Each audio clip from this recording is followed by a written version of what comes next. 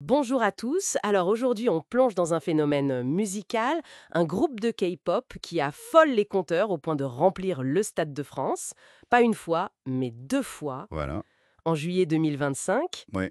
On parle bien sûr de Stray Kids. Et face à cet engouement vraiment massif, on s'est dit qu'il fallait regarder ça de plus près. On a brassé pas mal de sources. C'est ça. Des infos officielles du Stade de France, Wikipédia pour la base, mais aussi des discussions de fans sur Reddit, des articles de blogs spécialisés K-pop, des analyses de performance. Voilà. L'idée, c'est de comprendre ensemble qui est ce groupe et surtout, qu'est-ce qui explique ce succès mondial. Et c'est de décortiquer un peu tout ça. Parfait. Alors commençons par le début. Qui sont Stray Kids? Alors, Stray Kids, c'est un groupe sud-coréen. 8 membres aujourd'hui. Lancé en 2018 par JYP Entertainment, une des très grosses agences là-bas. Après une émission de télé-réalité, c'est ça? Exactement. Une émission de type survival show. Et leur nom, Stray Kids, les enfants perdus, en gros. Ils donnent déjà le ton. Une volonté de sortir un peu des sentiers battus. Et cette idée de suivre leur propre voix, ça se retrouve dans leur musique. Ah oui, complètement. C'est même une de leurs signatures. Il y a cette sous-unité, Three Russia, composée de Bang Chan, Changbin et Han, qui est hyper impliquée dans l'écriture, la composition, la production. C'est assez rare à ce niveau. D'accord, donc ils ne font pas qu'interpréter, ils créent vraiment leur son. Et ça, les sources disent que ça plaît. Absolument. C'est un point clé. Leur musique est souvent décrite comme unique, très énergique, un mélange de chant, de rap, avec des performances scéniques très fortes. Et cette patte faite maison, ça crée une connexion, une impression d'authenticité. Et les récompenses suivent, j'imagine. Et comment? Ils ont raflé pas mal de prix internationaux, les MTV VMAs en 2023 pour leur titre S-Class, les Billboard Musical Awards la même année, groupe de l'année aux People's Choice Awards en 2024. La liste est longue. Ça montre une vraie reconnaissance. Et niveau vente, ça donne quoi? Parce que les prix c'est bien, mais les chiffres. Les chiffres sont assez dingues. Plusieurs albums numéro 1 d'affilée au Billboard 200 aux États-Unis, ce qui est énorme. Pour l'album Five Star, on parle de plus de 5 millions de précommandes. C'est colossal. 5 millions. Waouh! Oui, oui, ils ont même réussi à classer des singles dans le Billboard Hot 100, ce qui est très difficile. Et au Japon aussi, ils cartonnent. Et sur scène, cette énergie dont tu parlais, il y a eu cette émission Kingdom, Legendary War. Ah oui, Kingdom en 2021, ça a été un tournant. Ça a vraiment montré leur ambition créative. Ils ont proposé des performances très conceptuelles, très narratives, en mélangeant leurs propres titres, en faisant des reprises audacieuses. Vraiment, ça a marqué les esprits. Tout ça repose aussi évidemment sur une base de fans, les Stays. Comment sont-ils décrits? Très, très passionnés. Les sources parlent souvent de fans surprotecteurs. Ce qui est intéressant, c'est qu'il y a beaucoup de des gens qui sont fans de plusieurs groupes en même temps. Genre des Stay Army, qui aiment Stray Kids et BTS, ou des Stay Zen avec NCT. D'accord. Et ils sont actifs en ligne? Extrêmement. Ils sont connus pour leur humour, les mêmes, une certaine autodérision aussi. Mais bon, comme souvent avec les fandoms très engagés, il y a aussi des tensions. Les fameuses fan wars. Oui, voilà. Surtout sur Twitter, apparemment. Des conflits entre communautés de fans. C'est un aspect assez intense de la K-pop aujourd'hui.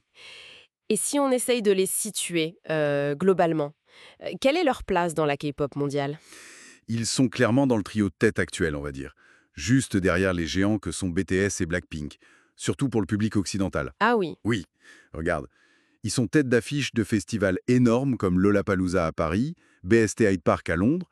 Ils étaient au Met Gala en 2024. Ça, c'est des marqueurs forts de reconnaissance mainstream. Mais il y a une nuance intéressante qui ressortait des discussions de fans, non? Sur le fait qu'ils ne soient pas encore aussi universellement connus que BTS, par exemple. C'est vrai, ils ne sont peut-être pas encore des noms que tout le monde connaît dans la rue, dans tous les pays. Par contre, et c'est ça qui est intéressant, ils attirent beaucoup de gens qui n'écoutaient pas de K-pop avant. Ils sont une porte d'entrée pour pas mal de nouveaux fans. D'accord. Et on a vu des petites anecdotes de fans qui montrent ça, non? Trouver un sticker d'un membre Félix tout seul quelque part ou entendre une de leurs chansons dans une pub. Oui, pour Domino's Pizza au Royaume-Uni, par exemple.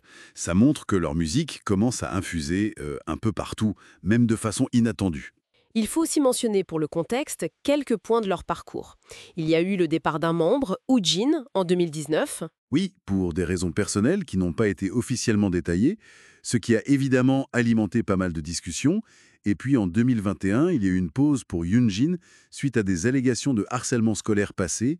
Il s'est excusé publiquement et a repris ses activités depuis. Ce sont des moments qui ont marqué le groupe et les fans. Ok. Et pour revenir très concrètement à Paris et au Stade de France, l'événement qui nous a fait plonger dans tout ça, les infos clés à retenir. Alors, 2 dates confirmées, le samedi 26 et le dimanche 27 juillet 2025. Les prix vont de 84 € à 216 € environ. Et le point crucial, martelé par les organisateurs, attention aux arnaques. Il faut acheter les billets seulement sur les sites officiels. Exactement. Stadedefrance.com, Ticketmaster, Fnac Spectacle, France Billets, ce genre de plateforme.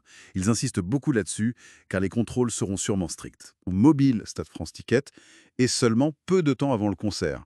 Donc l'adresse email fournie à l'achat est super importante.